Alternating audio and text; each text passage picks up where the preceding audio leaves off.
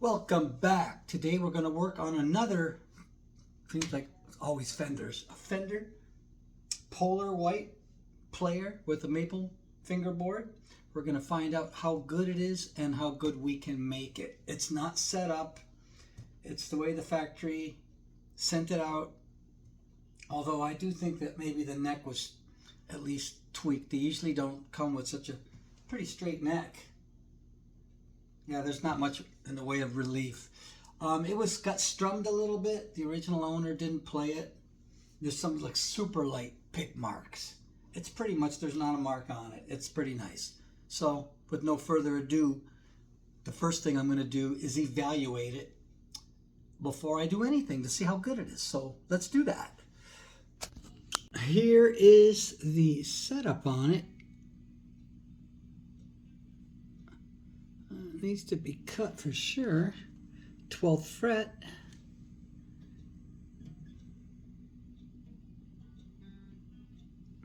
And there's almost nothing in the way of relief. Let's get a look at the relief. Little capo here. And I like to do it at the 9th fret.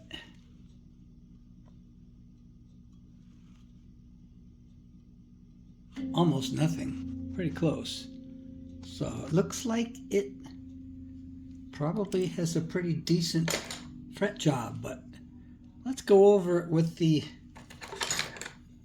fret rocker and see what we got. Okay. Let's see what we got here. Give it a little quick go through.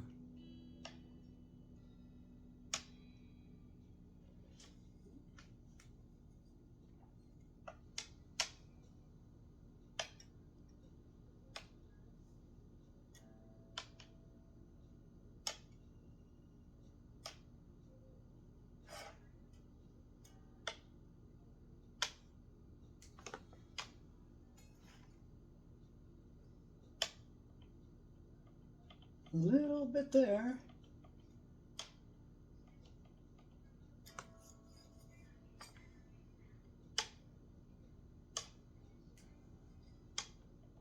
A little bit.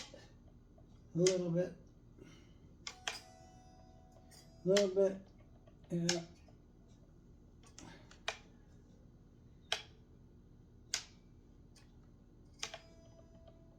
A little bit.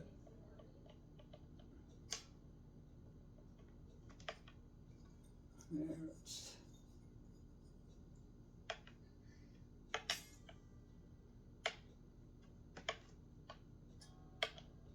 Oh yeah, got another. Oh, Fender, why?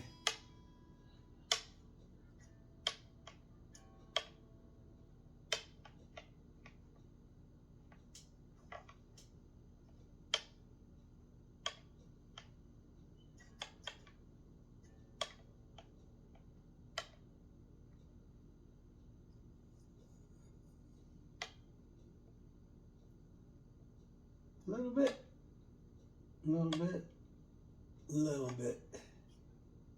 Yep. A little bit here. A little bit there. Man, it's always the same. A little bit there too.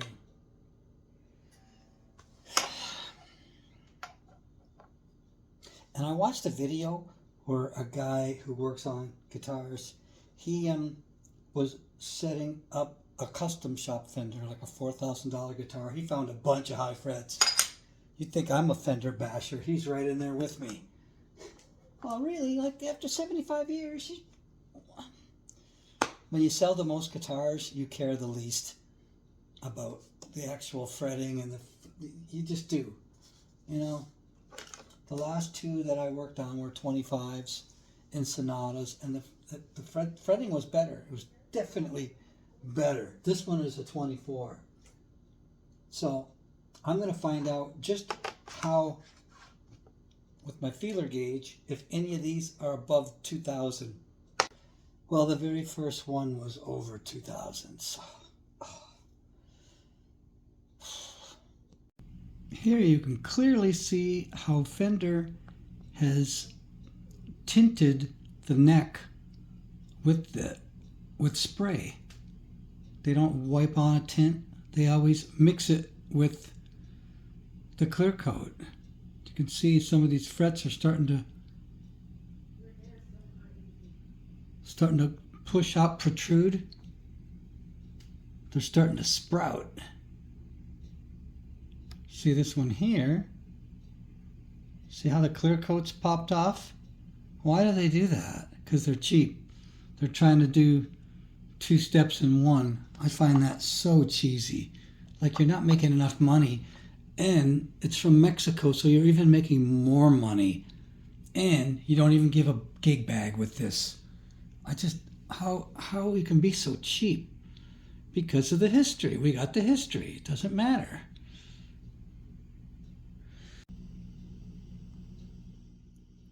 All right. Now we can start masking because it's so much fun.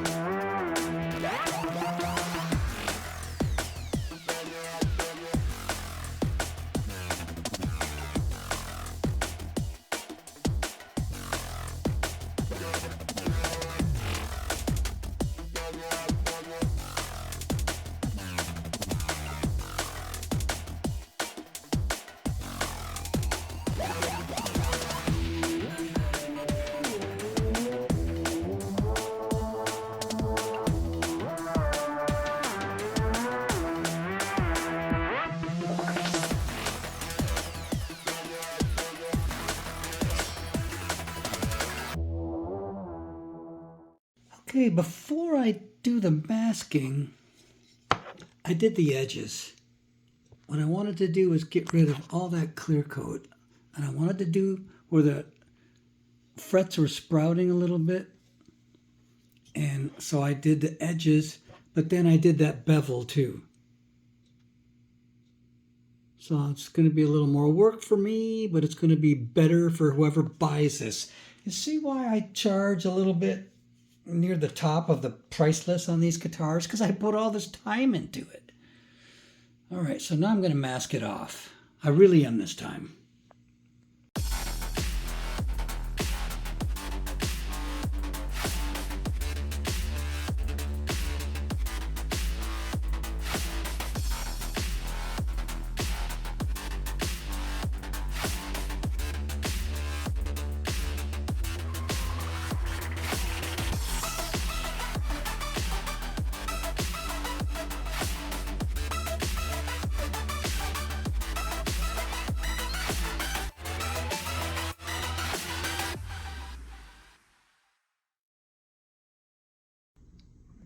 That was about 17 minutes to mask this. Now we'll get the fret rocker out and figure out all these high frets. Okay, so here is the first high fret. Let's see how high it is.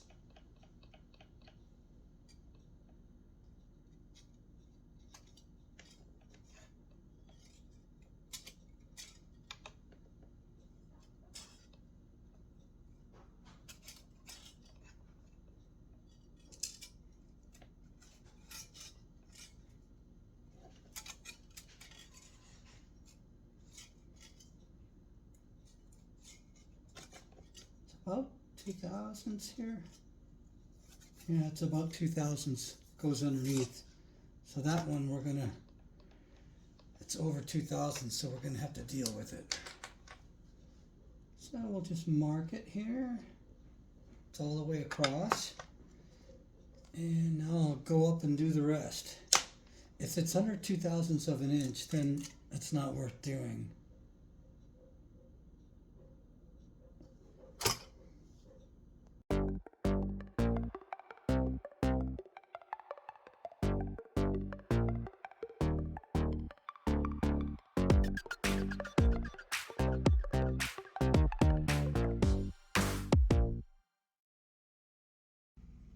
Charting them out took about 5 minutes. the dots are a high fret and the line is a high fret that is over 2/1000 of an inch. So we got 1, 2, 3, 4, 5. They're just, I mean, I don't think any of them are 3, but they're a little over 2. And this one, we'll see what happens once we do this. That's why there's a question mark. I think I got another question mark here too. All right, so now I'm going to get some sandpaper, individually work on these frets. So I'll be sanding them down and then just keep testing and testing and testing until there's no rocking. Got to be careful. You don't want to make this one low. Then you're wasting your time totally doing this. So this should be quick because there's not much meat to take off.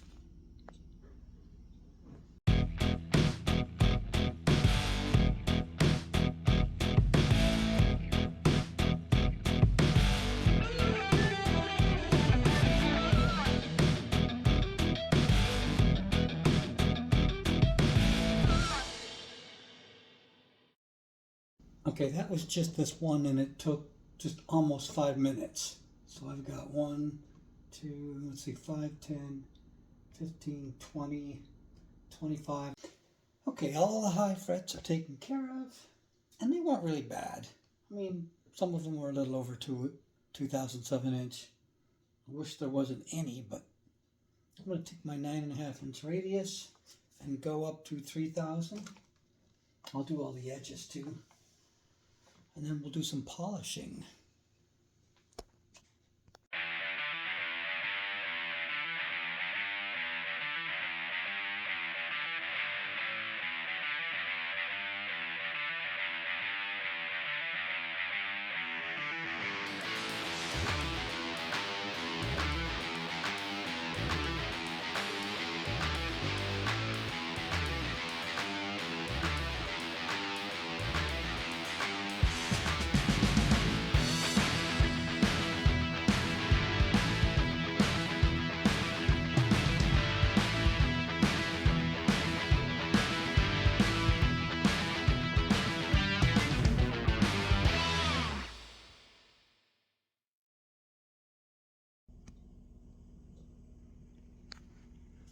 Well, now we're going to polish the frets with some Mother's Mag and aluminum polish. Shines and protects automotive metals. Looks automotive to me.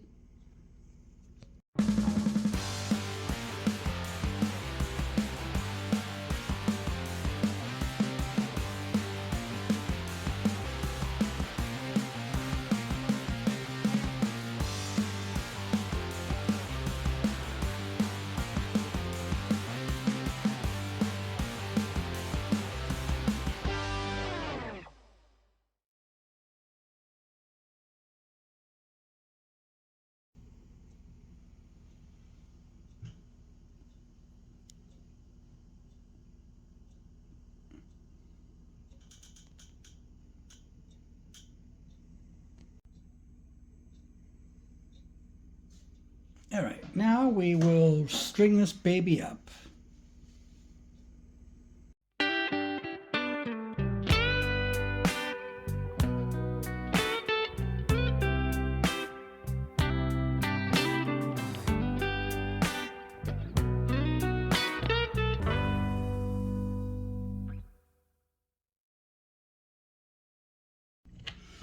All right, I'm going to set the relief right now. I've got the capo on the old first fret. I just want to show you something. You see how I have my neck brace here? If you're working on a guitar on the bench, a lot of the things that you do, like to set the relief, never have it there. I mean, never have it down here. Always have it up near the body, because I'm going to put my hand underneath here and push up. Now watch what happens when I do that.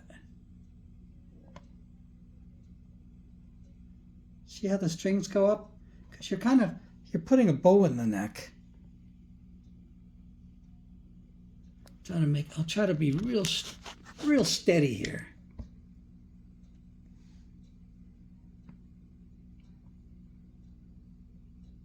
Pretty easy to see, huh? Yeah, so you wouldn't want that way down here.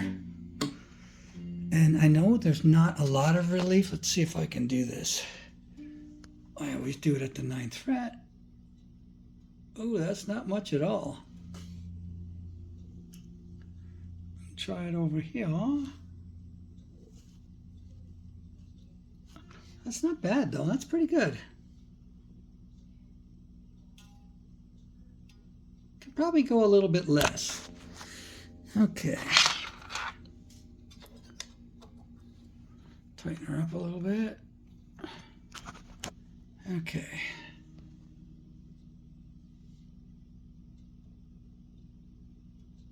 That's like nothing. Let's try it on the first string. It's quite the stretch for me. Come on. Come on. That's not much relief. Let's leave it there. All right, got all the frets are all even with each other, which Fender couldn't do. Even though they've been at it for how many years now? Yeah, whatever. All right, so the next thing I'm going to do is probably cut the nut. I'm going to cut the nut next. We'll get her down to 11 or 12, whatever I feel like doing. I usually do it at 11, but I've had some nuts at like 9 in the past. But 11's been my number as of late.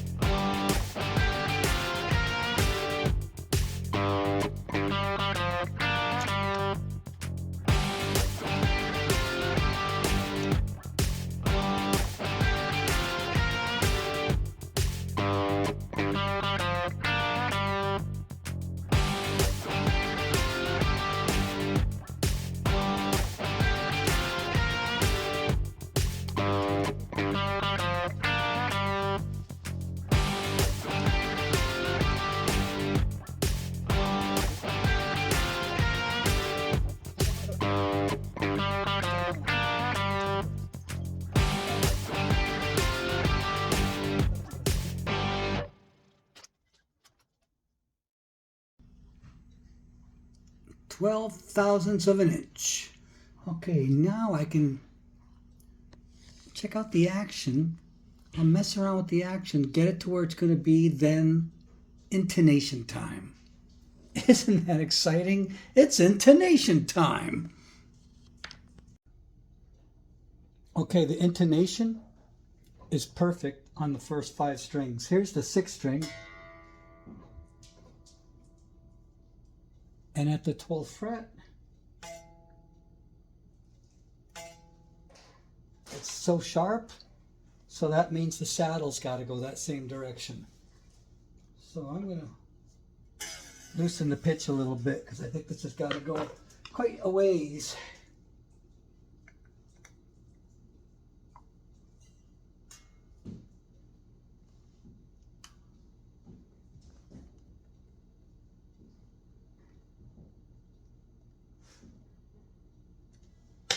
Okay, now tune her back up.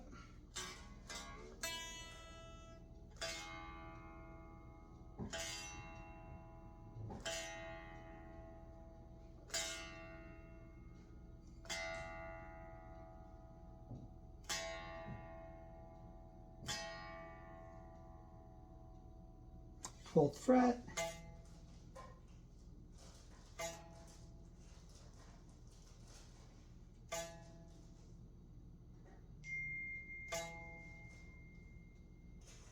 All over the place.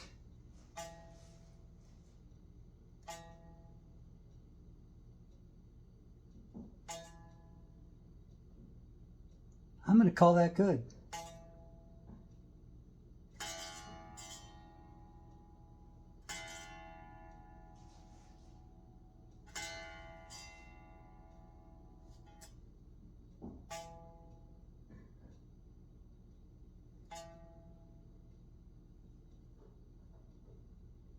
I'm going to call that good. So now,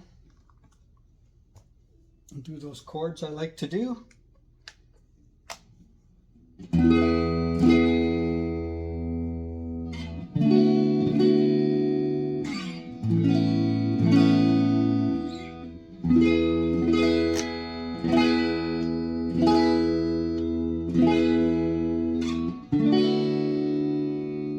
You know the intonation's on when it sounds really good like that. If it sounds flat, if it's in tune and you play this chord, or this chord, or this chord, and it sounds flat, the intonation's out. It's easy to tell. Because sometimes it'll sound fine when you're down by the lower frets, but you start playing higher, then you really notice the intonation's out. And while the camera's on the tripod, the trem is against the body, as you can see here.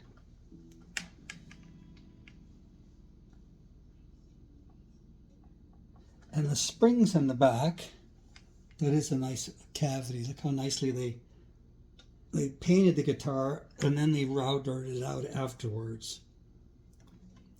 But anyway, the pressure on these two screws is perfect. Do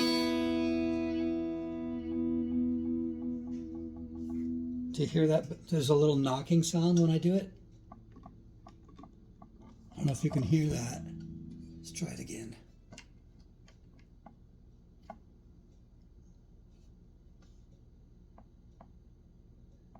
It's good to hear that just a little bit, because you don't want it to go, be floating. Well, unless you want it to be floating, then you could adjust it to be floating.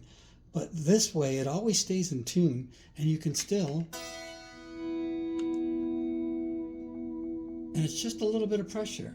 It's for me, it's the perfect way to do a Strat, unless you want it floating. Okay, so here's what the setup looks like. 12 thousandths of an inch. I haven't taken measurements yet, but that's about right for a Strat right there. It doesn't fret out. And the trem just goes down. This is like, I think this thing was like played for, I don't know, not much. There really was no fret wear on it. And now I've gone over all the frets, as you saw. Try to improve what Fender did. It's usually not too hard to do that. Although the last two guitars from 2025, the ones I just did, they seem to have a little better fretwork.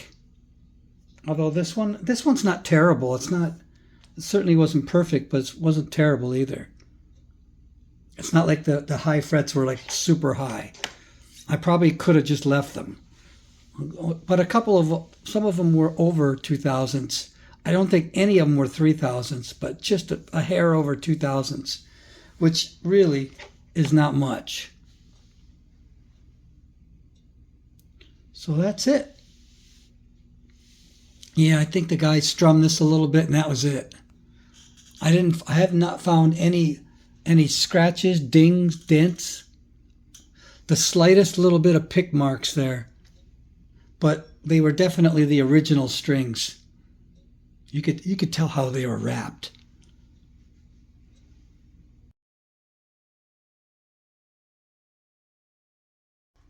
Well, that's the setup. Thanks for stopping by. I appreciate it. And we'll give you one last look at that Stratocaster there. Super clean. Just like the very mildest pick marks up on the pick guard. Just no, I couldn't find any dings, dents, scrapes. Super clean.